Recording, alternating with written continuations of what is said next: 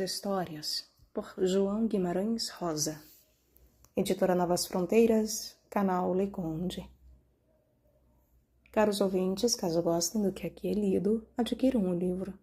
Caso gostem do meu trabalho e pensem que ele algo valha, centavos serão muito bem-vindos. É possível doá-los via Pix, Apoia-se ou Vaquinha. Os links estão todos no descritivo. Também é possível comprar livros que chegam até mim pela lista da Amazon, presenteando-nos a nós todos, pois estes livros serão gravados. E caso você queira que eu inclua algum livro que lá não esteja, ainda basta solicitá-lo. O link para a lista também está no descritivo. Eu peço para que, por favor, curtam, compartilhem, comentem, inscrevam-se no canal. Tudo isso faz muita diferença. Muito obrigada pela presença. A todos uma boa escuta. Soroko, sua mãe, sua filha. Aquele carro parara na linha de resguardo desde a véspera. Tinha vindo com o expresso do Rio e estava lá, no desvio de dentro, na esplanada da estação. Não era um vagão comum de passageiros. De primeira, só que mais vistoso, todo novo. A gente, reparando, notava as diferenças. Assim, repartido em dois, num dos cômodos as janelas sendo de grades, feito as de cadeia, para os presos. A gente sabia que, com pouco, ele ia rodar de volta, atrelado ao expresso daí de baixo, fazendo parte da composição. Ia servir para levar duas mulheres para longe, para sempre. O trem do sertão passava às 12h45. As muitas pessoas já estavam de ajuntamento em beira do carro para esperar. As pessoas não queriam poder ficar se entristecendo. Conversavam, cada um porfiando no falar com sensatez, como sabendo mais do que os outros a prática do acontecer das coisas. Sempre chegava mais povo, um movimento. Aquilo quase no fim da esplanada, do lado do corral de embarque de bois, antes da guarida do guarda-chaves, perto dos empilhados de lenha. Soroko ia trazer as duas, conforme. A mãe de Soroko era de idade, com para mais de uns 70. A filha, ele só tinha aquela. Soroko era viúvo. Afora essas, não se conhecia dele o parente nenhum. A hora era de muito sol. O povo caçava jeito de ficarem debaixo da sombra das árvores de cedro. O carro lembrava um canoão no seco, navio. A gente olhava. Nas reluzências do ar parecia que ele estava morto, que nas pontas se empinava. O barco bojudo do telhadilho dele alumiava em preto. Parecia coisa de invento de muita distância, sem piedade nenhuma, e que a gente não pudesse imaginar direito, nem se acostumar de ver, e não sendo de ninguém. Para onde ia no levar as mulheres era para um lugar chamado Barbacena, longe. Para o pobre, os lugares são mais longe. O agente da estação apareceu, fardado de amarelo, com o livro de capa preta e as bandeirinhas verde e vermelha debaixo do braço. Vai ver se botaram água fresca no carro, ele mandou. Depois o guarda-freios andou mexendo nas mangueiras de engate. Alguém deu aviso. Eles vêm! Apontavam da rua de baixo, onde morava Soroko. Ele era um homenzão, brutalhudo de corpo, com a cara grande, uma barba fiosa, encardida em amarelo, e uns pés com alpercatas. As crianças tomavam medo dele. Mas de voz, que era quase pouca, grossa, que em seguida se afinava. Vinham vindo, com o trazer de comitiva. Aí paravam. A filha, a moça, tinha pegado a cantar, levantando os braços. A cantiga não vigorava certa, nem no tom, nem no se dizer das palavras, o nenhum. A moça punha os olhos no alto, que nem os santos e os espantados. Vinha enfeitada de disparates, num aspecto de admiração. Assim, com panos e papéis de diversas cores, uma carapuça em cima dos espalhados cabelos, e enfunada com tantas roupas, ainda de mais misturas, tiras e faixas dependuradas. Virundangas, matéria de maluco. A velha só estava de preto, com um ficho preto, Ela batia com a cabeça nos docimentes. Sem tanto que diferentes, elas se assemelhavam. Soroko estava dando o braço a elas, uma de cada lado. Em mentira, parecia entrando em igreja, um casório.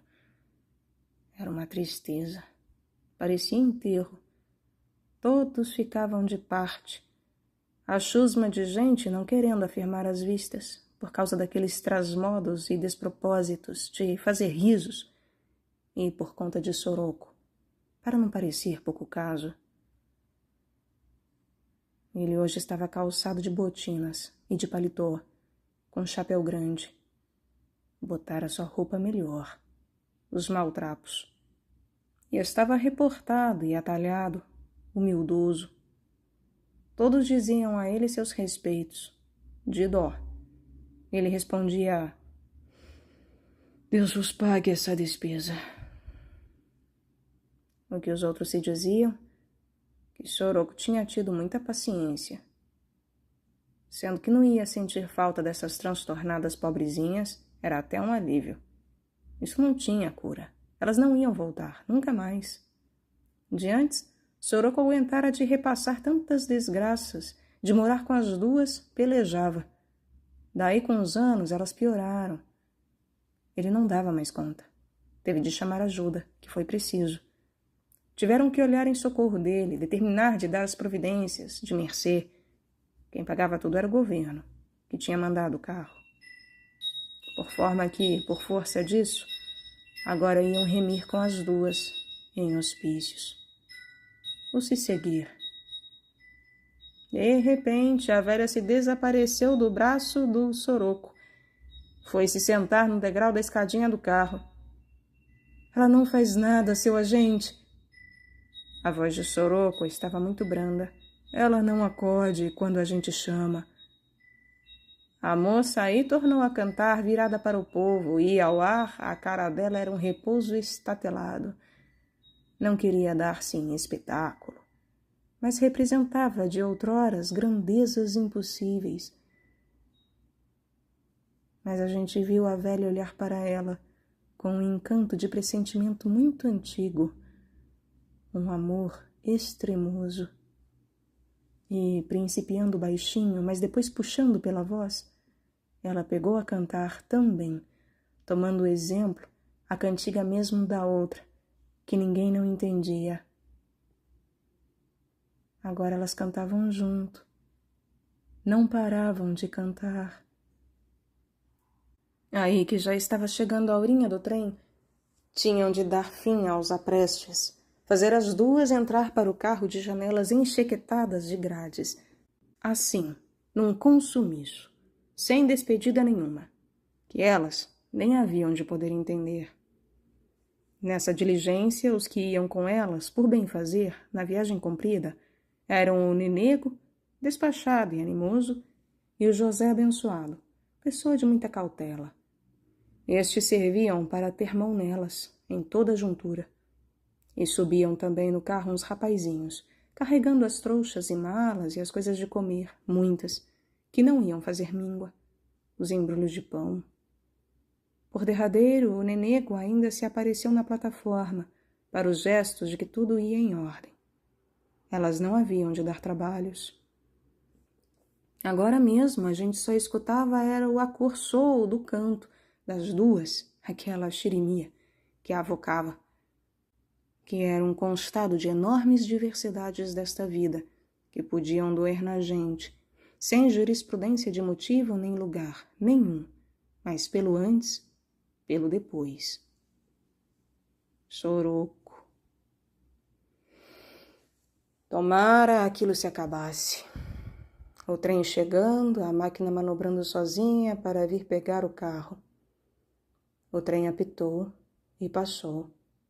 Se foi. O de sempre. Soroko não esperou tudo se sumir. Nem olhou.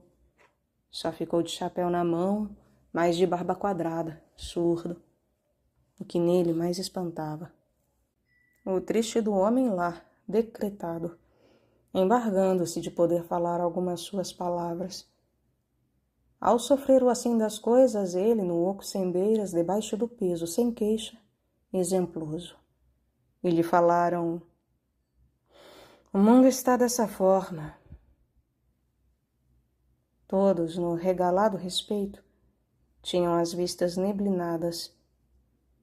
De repente, todos gostavam demais de Soroco. Ele se sacudiu de um jeito arrebentado, desacontecido, e virou para ir-se embora. Estava voltando para casa como se estivesse indo para longe, fora de conta. Mas parou. Em tanto que se esquisitou, parecia que ia perder o de si, parar de ser. Assim, num excesso de espírito fora de sentido. E foi o que não se podia prevenir. Quem ia fazer siso naquilo? Num rompido, ele começou a cantar, alteado, forte, mas sozinho para si.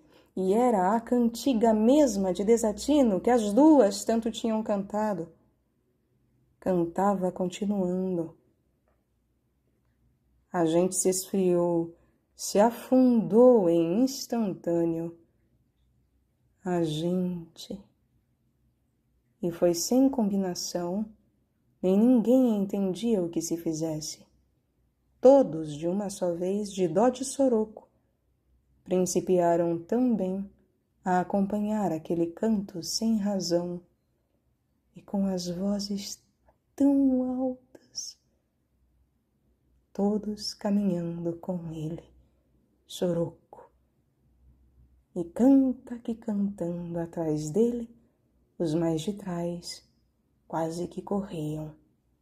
Ninguém deixasse de cantar. Foi o de não sair mais da memória. Foi um caso sem comparação. A gente estava levando agora o Soroco para a casa dele. De verdade. A gente com ele ia até aonde que ia aquela cantiga.